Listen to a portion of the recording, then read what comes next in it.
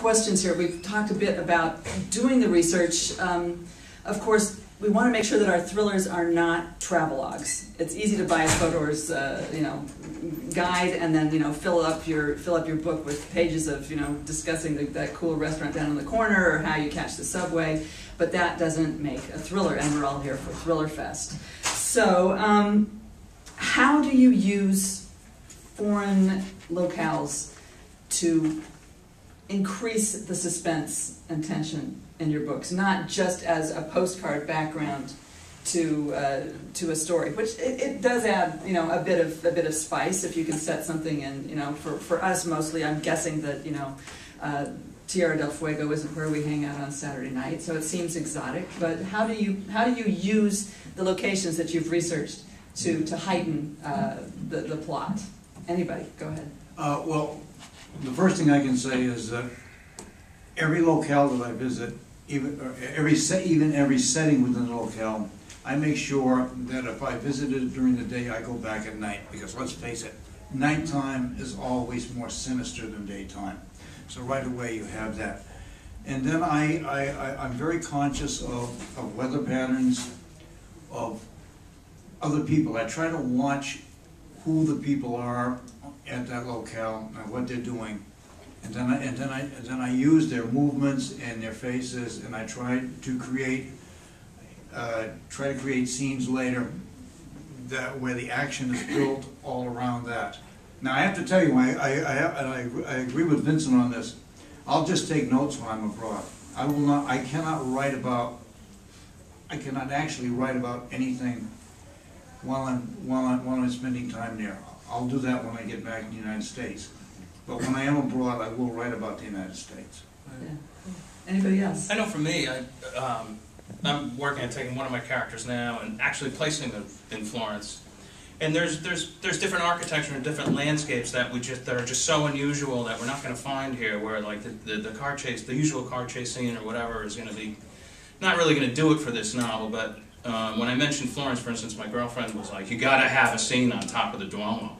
For sure, like in that totally Hitchcockian manner, like. I mean, like I think what makes like that. Somebody's legs going. Absolutely, but what makes like that Hitchcock movie Foreign Correspondent work is the scenes in the windmill, because it was just so unusual, and all that stuff going up the ladders and the steps. So it's just.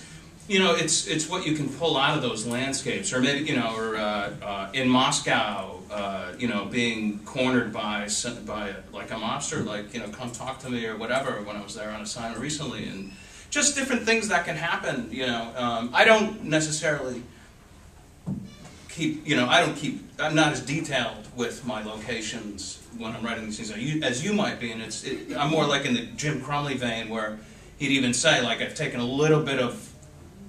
Some liberties in combining my geography just for the sake of the narrative, but we're talking unusual places here, and their escapes, and who doesn't want to write an interesting like train car scene, or going from Austria to Venice or whatever, or like I said, the Duomo. So I try to use locations that are unique, and so it couldn't. A lot of times. What happens in the story couldn't take place anywhere else. In the vault, there's a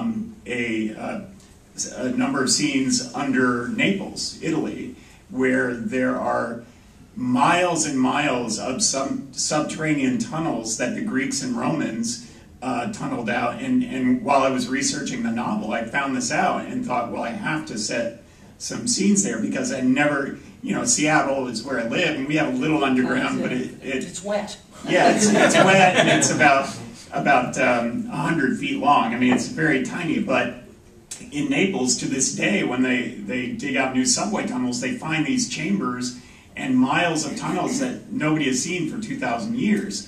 And so I just thought that offered a lot of opportunity for things that could be hidden, and lots of good action and chase scenes, and it couldn't really take place anywhere else. Yeah. Just a comment on that travelogue comment, that it's like any other research that you do on something. You can get really pulled into the research, and then you feel that you have to use every bit of it. And the same goes for travel as well, because I paid for the ticket to go to London or Paris or somewhere, and I went to all these neat places. I got to get them into the story, even if it might slow up the story and give it the travelogue aspect. So that's kind of a hazard. And I think that there's also a feeling that you get in a place, and if you're thinking a narrative, we're all writers, and you were always thinking about the books, and you go to a place and you say, wow, this would be a neat place for someone to die. This would be a neat place for a car chase. Oh, this is really a spooky place. Or, you know, a black cat runs out of the ruins, and it gives you a picture and it startles you. And so you get that feeling out there. The hairs on the back of your neck, out of my head, go up, and you say, this is a neat place. And if you're thinking in the context of, I got a story here where the bad guys are trying to do something to the good guys, it kind of fits in. And there's a little, something happens there, and you start thinking about it. For instance, we went to Turkey, and I was trying to fill a book, and in the middle book, we went to an old abandoned town in the south of Turkey with my family, and I've been thinking about how to place stuff, but I didn't really know, and we lost our 5-year-old granddaughter for about 5 minutes, and it was a total horrifying thing. We went around the corner, and she was gone, and there were all these old buildings with cisterns and wells and stuff like that. And everyone spread out. We started going, Sophie, Sophie. So we were really scared. And she popped out of a building with a big smile on her face. So in the book that I wrote, the good guys go around the corner, the bad guys are after them, and they come around the corner, and the good guys disappear, just like my granddaughter disappeared. It was easy to do. And then there was someone selling beads there, and I used that person in the book as a character, changed it to a woman as an element of the chase. There was an old church where the good guys escaped through the old church, and I used that in the element of research. But I didn't really have all that in mind when I went there, but I just felt that this was a wonderful place to set something like that, and then it all fell into place. So I don't know if anyone else feels like that. Yeah, it does. I have a question. What's the most crazy or out there thing that you've done with research? I'm looking at Mike there. Yeah.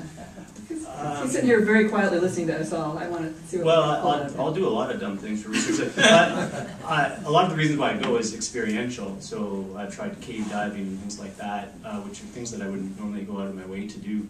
But the most dangerous situations, I guess, or sometimes the dumbest as well.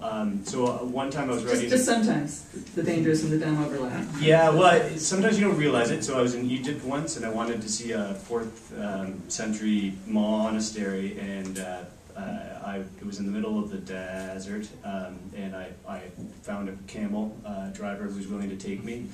And I was heading out into the middle, and all these soldiers started to follow. At that point, I was about 20% of the way there, and I forced the guy to turn back.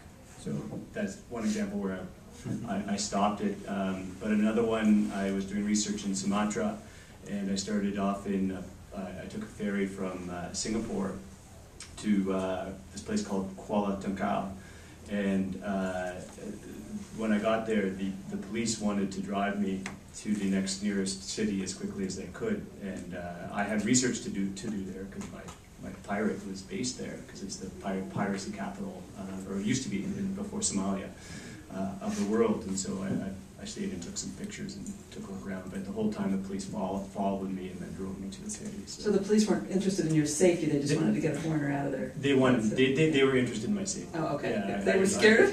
No, they were worried about me because it wasn't a well-traveled area. Right. I would have to say that for me, the absolute most terrifying instant was in Namibia when Kathleen was staring at the black mamba from about 8 inches away.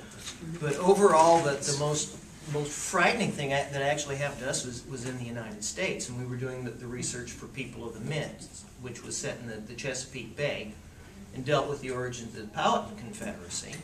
And looking at the ethnographic material, all of these people built these long dugout kinds of canoes and would paddle them around.